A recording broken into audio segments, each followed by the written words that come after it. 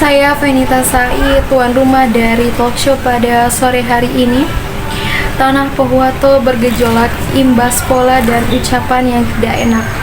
Aksi dan reaksi sulit untuk dihentikan akumulasi dari berbagai persoalan.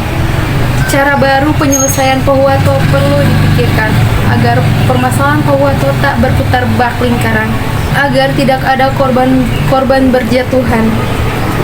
Konflik horizontal jangan sampai kejadian. Jalan perdamaian Pohuwato jadi hal utama bagaimana kita menyikapinya sebagai bangsa. Inilah talk show Nyala Pohuwato. Now I am become death, the destroyer of worlds. Kami sudah berupaya untuk bertemu, bahkan aksi kami sudah tewas sekian kali sampai dengan hari ini dengan damai, tapi ternyata tidak pernah direspon oleh pihak-pihak yang sudah diundang Bapak Ibu sekalian.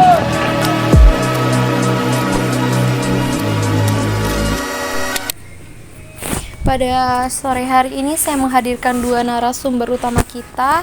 Yang pertama, salah satu warga dari Kabupaten Pohuwato, Ilhamiyah Z. Ishak.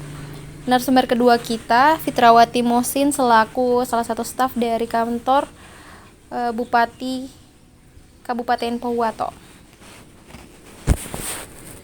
Oke, kita beralih kepada narasumber pertama kita, Ilhamiyah Z. Ishak. Apa sih yang menjadi pemicu dari terjadinya kericuhan 21 September ini? Kericuhan yang terjadi di kantor Bupati Pohuwato terjadi karena tuntutan ganti rugi di salah satu perusahaan tambang emas yang ada di Pohuwato yang tidak digubris oleh perusahaan tersebut. Apakah kerusuhan 21 September ini hanya terjadi karena pasal emas saja, ataukah ada pasal lain selain itu?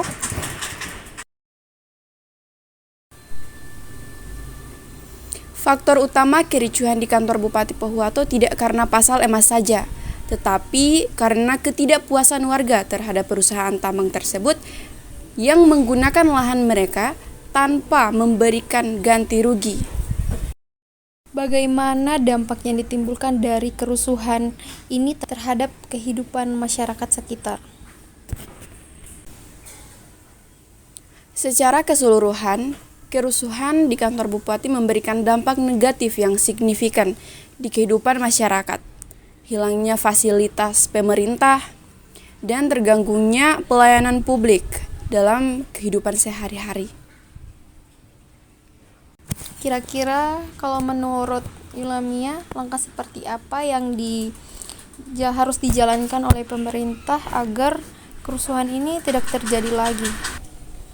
Solusi yang saya harapkan yaitu melakukan dialog dengan masyarakat dan pihak terkait untuk menyelesaikan masalah tersebut dan membangun kembali fasilitas-fasilitas yang telah rusak di kantor Bupati tersebut.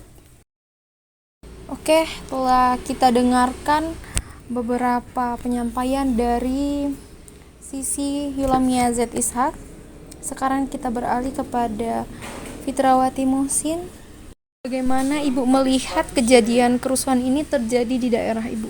Sebagai salah satu staf di Kabupaten Pohuwato, saya tidak bisa menyampaikan pendapat pribadi. Namun, kerusuhan di Pohuwato adalah suatu kejadian yang sangat mengkhawatirkan dan perlu segera ditangani. Saya berharap agar pihak berwenang dapat mengambil tindakan yang tepat untuk memulihkan ketertiban ini dan keamanan di daerah tersebut. Bagaimana pemerintah berkomunikasi dengan masyarakat untuk menghindari miskomunikasi atau penyebaran berita hoaks yang memicu kericuhan ini terjadi? Untuk menghindari miskomunikasi atau berita hoaks yang dapat memicu kericuhan di Pohuwato, pemerintah perlu melakukan komunikasi yang efektif dengan masyarakat. Yang pertama, edukasi dan bersosialisasi pastinya. Yang kedua, membangun hubungan yang kuat dengan media. Yang ketiga, menggunakan saluran komunikasi resmi. Yang keempat, kolaborasi dengan tokoh masyarakat. Yang kelima, monitoring dan tanggapan yang cepat. Itu. Seperti apa langkah-langkah yang diambil oleh pemerintah untuk menangani kerusuhan ini? Langkah-langkah yang mungkin diambil oleh pemerintah untuk menangani dan mencegah kejadian di Pohuwato tidak terulang kembali. Yang pertama, menyelidiki dan mengevaluasi. Yang kedua, menguatkan keamanan. Yang ketiga, berkolaborasi dengan masyarakat lokal. Yang keempat, meningkatkan pendidikan dan kesadaran masyarakat. Yang kelima, meningkatkan infrastruktur. Dan yang keenam, memperkuat kerjasama antara lembaga masyarakat.